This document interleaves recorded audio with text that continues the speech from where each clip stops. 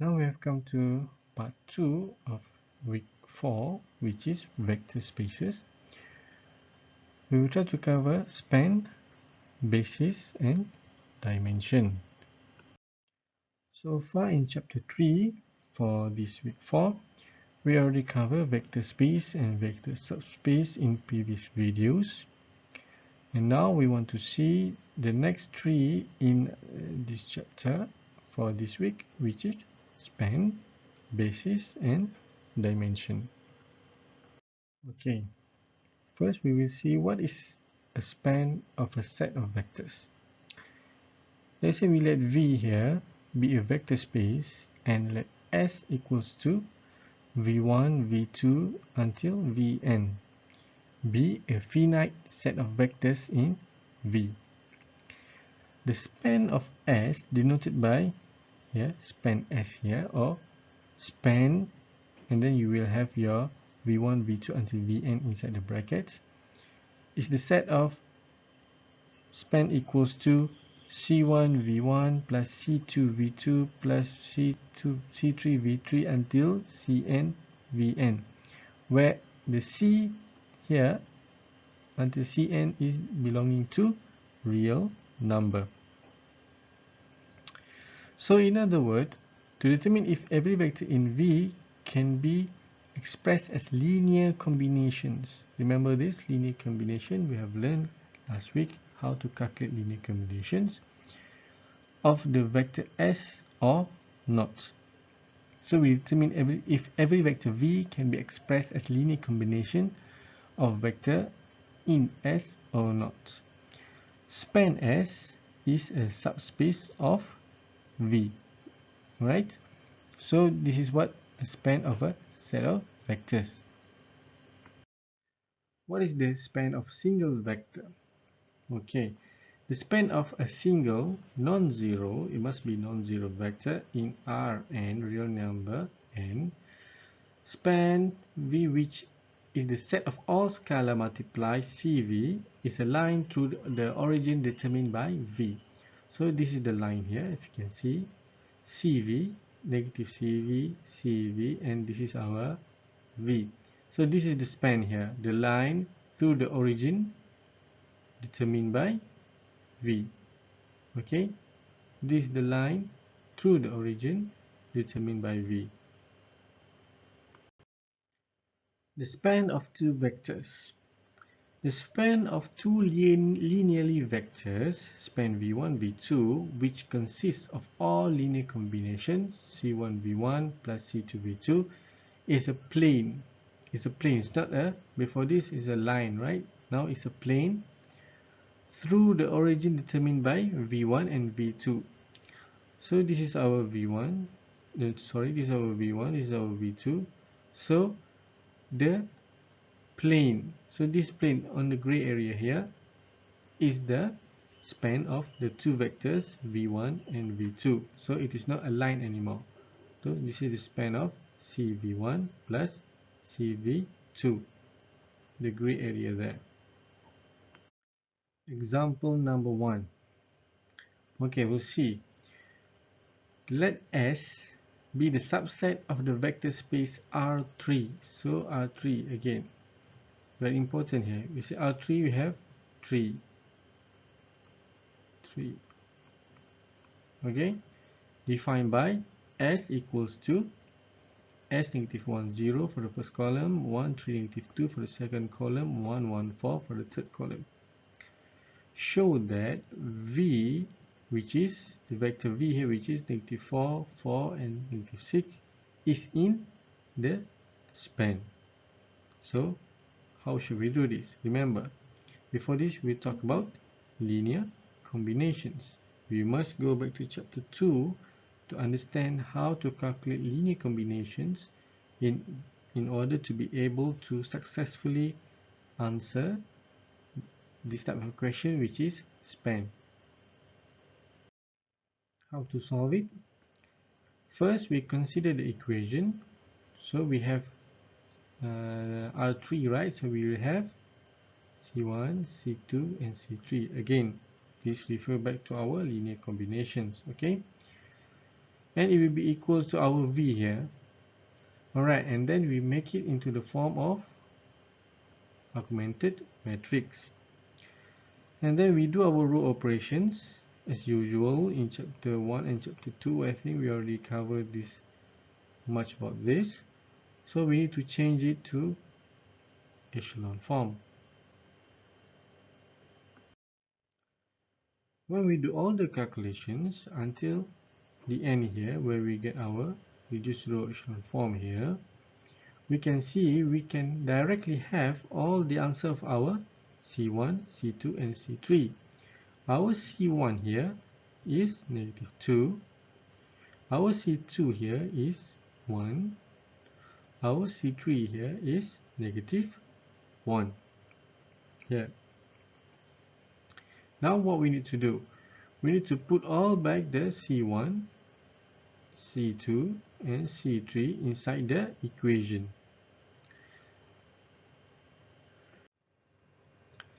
Then you see when you do the calculation with our C1, C2 and C3, we will get our same answer as our V.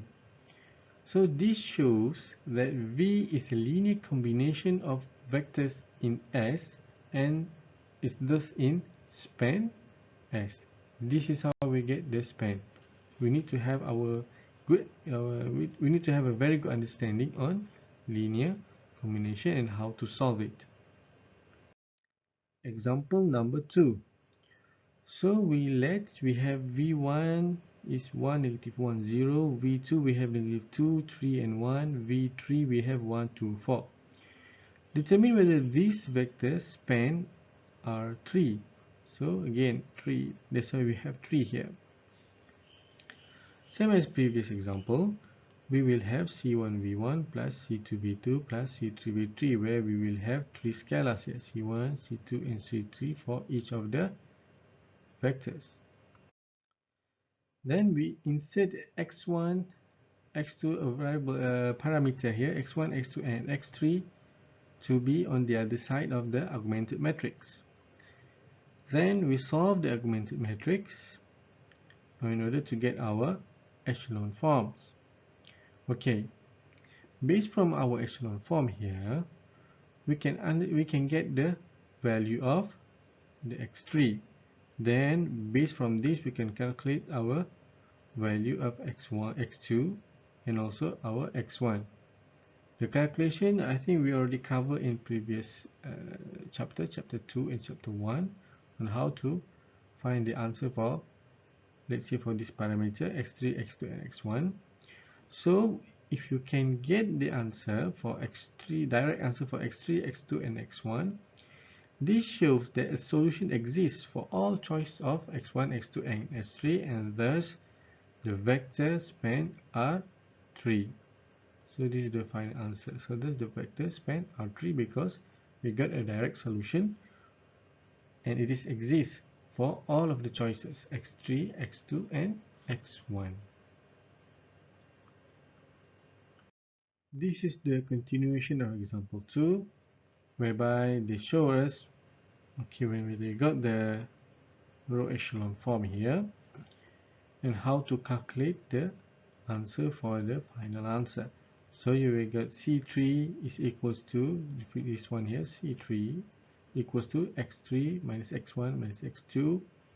So if you look here, this is our C2 and this is our minus. If you put it over here, it will be minus 3x3.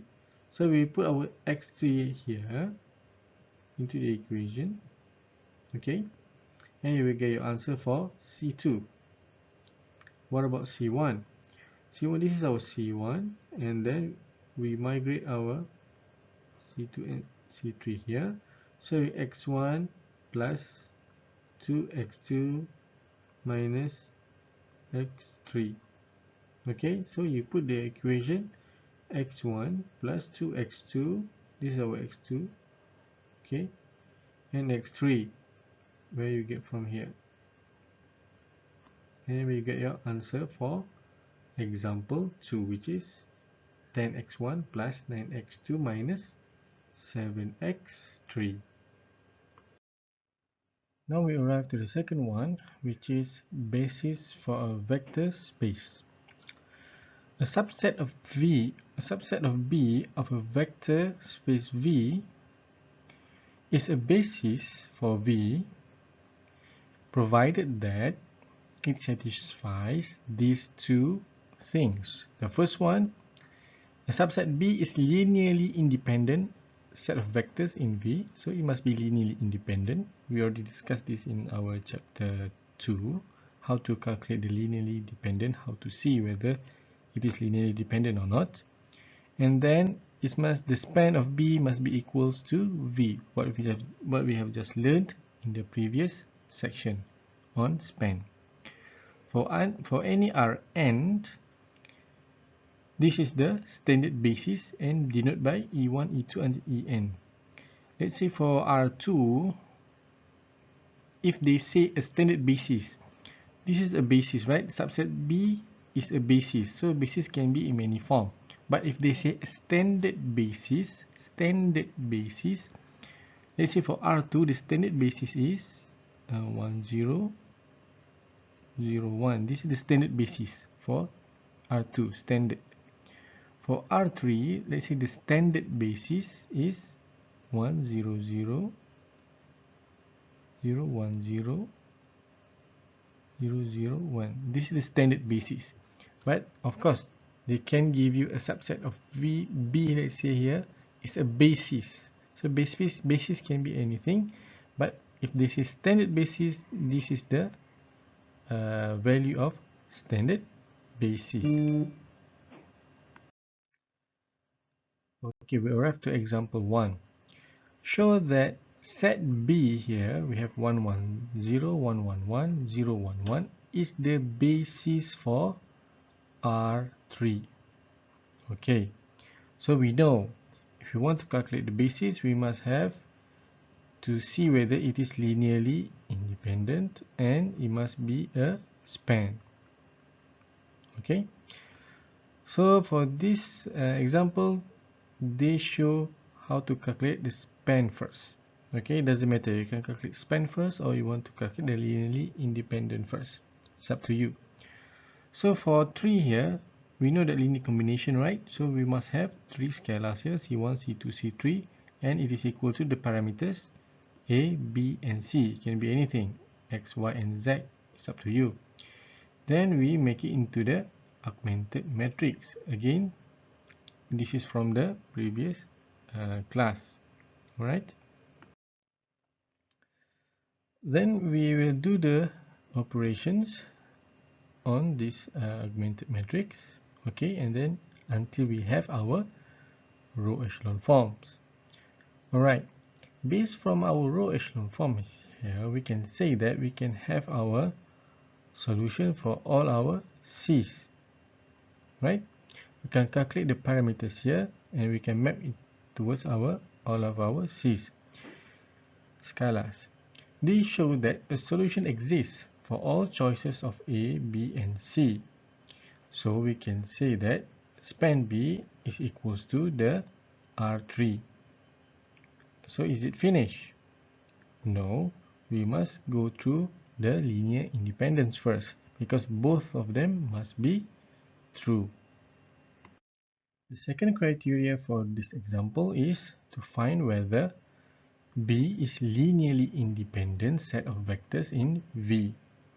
So, how to calculate linearly independent? Same, we must have our scalar here, but now it will be equals to 0. So for those who have problems, please look back at chapter 2 where we discussed about linearly independent and how to identify them. Alright, when we do our augmented matrix and then do the row operations until we get our final solution, we did the row echelon form here. So based from this row echelon form, we can say that we get all of our answer is 0 and it is the only solution. Okay, we does not have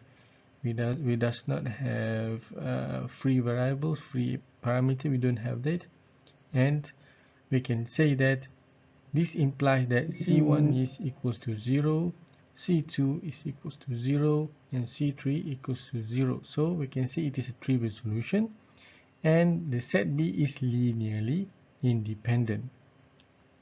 Now, both of the criteria, the span and the linear independent, is satisfied.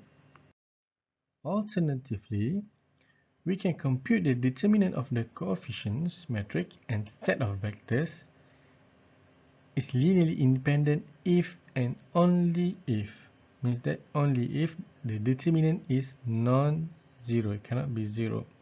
So if we calculate our determinant here, I think again this is we learned in chapter 1 to calculate the determinant. So if you calculate this, this and this, so you will get 1, this is negative 1 in the middle, and this is 0. Okay, you will get your answer negative 1. So it is non-zero. So we can say that the set B is a basis for R3. Again, this is alternatively, means that if you finish the first two criteria and then you get it as it is satisfactory, then you can just say that set B is basis for R3. This is alternatively this alternative solution where you can just compute the determinant and see whether it is non-zero or not, the results, to show that the set of vectors is linearly independent. Example number 2. Alright, here we have whether B here is the basis for the matrices 2 by 2. So what is our B here? We have a 2 by 2 matrix 1 3 2 1, negative 1 2 1 0 0 1 0 negative 4, and we said let A B C D be an arbitrary in M 2 by 2. Show that span B is equals to M. Of course, if you want to know the basis, first thing is we must find the span and the linear independent. Which one first doesn't matter. Okay, for this question they use span first. So we have remember linear combination, we have 3 scalars because this is, we have 3 here, 1 2 3, right? So we have C1 C2 and C3 is our scalar, and this is our arbitrary in these matrices A B C D. So we change to the augmented matrix form, and we will get 1 3 2 1 for the first one, negative 1 2 1 0, the second column 0 1 0 negative 4 for the third column, and this is our A.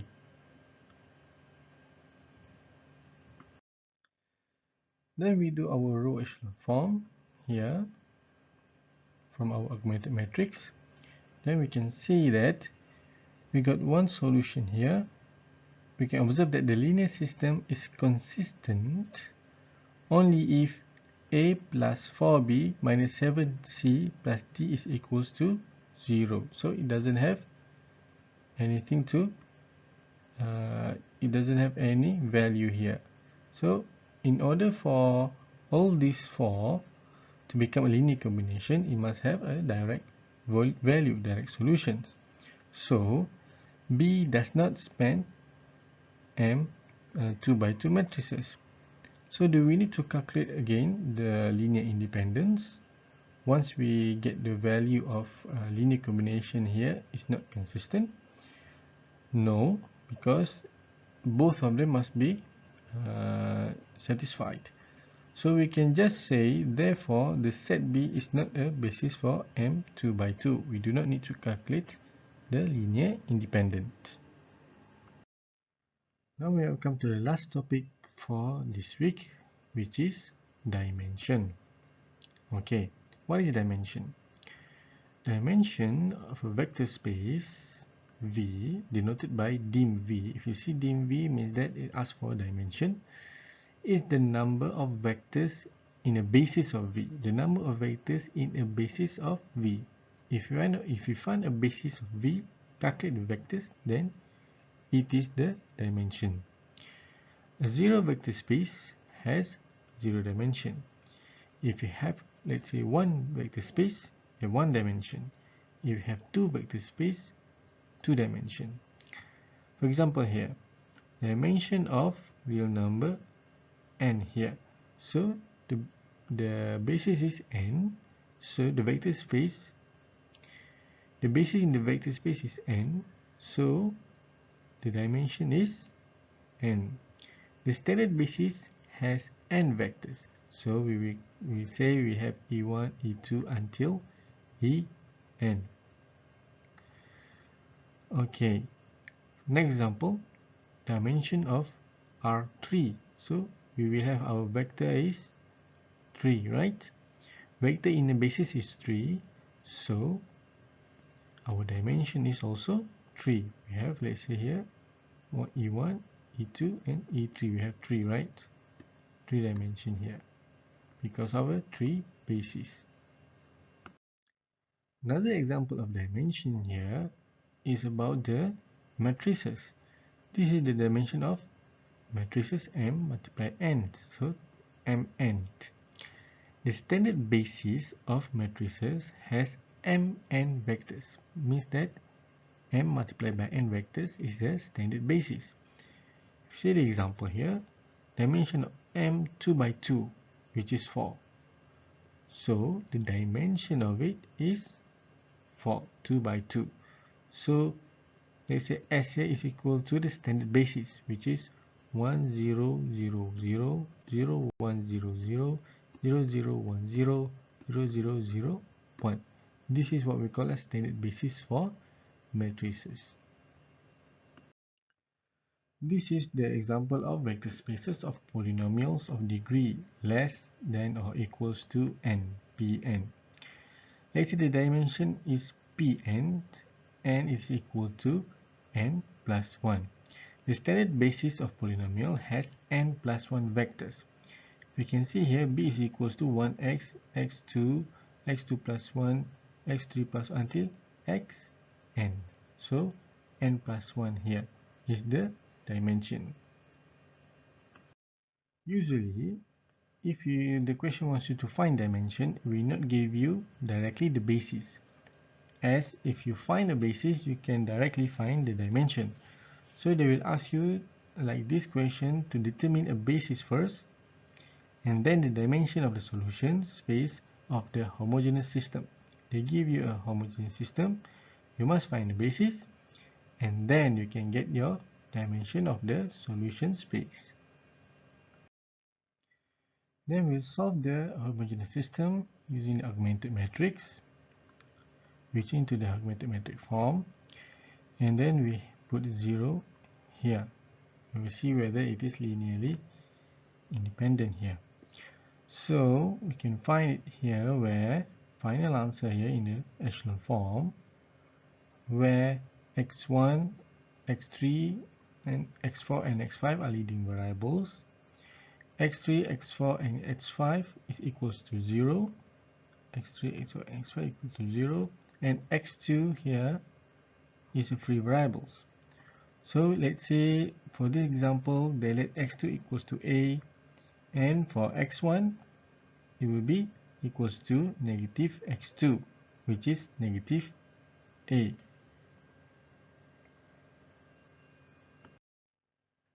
When you find all possible vectors, it will look like this, where x equals to x1, x2, x3, x4, x5 is equal to x1 is negative a, x2 is a, and the other 3 is 0.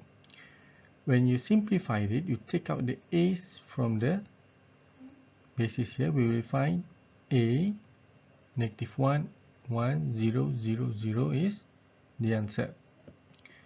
So this shows that the vector v1 equals to negative 1, 1, 0, 0, 0 span the solution space and linearly independent. Okay, and we can say that v1 is the basis, and because it is 1, the dimension is also 1. Now we try to look at one exercise here for finding the basis of the subspace S of the vector space V and specify the dimension of S. Of course, if you want to find dimension, you need to find a basis for the subspace S. So they give us here subspace S which has this criteria: S plus 2t, then S plus t and t. S and t belongs to real number, and our V here, our vector space, is R3. So we know we have three rows here. Okay, based on what we know here, we have S, we have negative S, we have 0, right? And then plus by, we have here 2t, we have t, and we also have t. Okay, this is our subspace here. If we simplify it further, S here you can read out S and multiply by 1, negative 1, 0, plus we have t here, 2, 1, 1. Now, what is the basis of subspace S? So the basis is this one. We have two bases here. This is the basis of subspace S. And what is the dimension? Dimension, because we have 2 here, so the dimension is 2.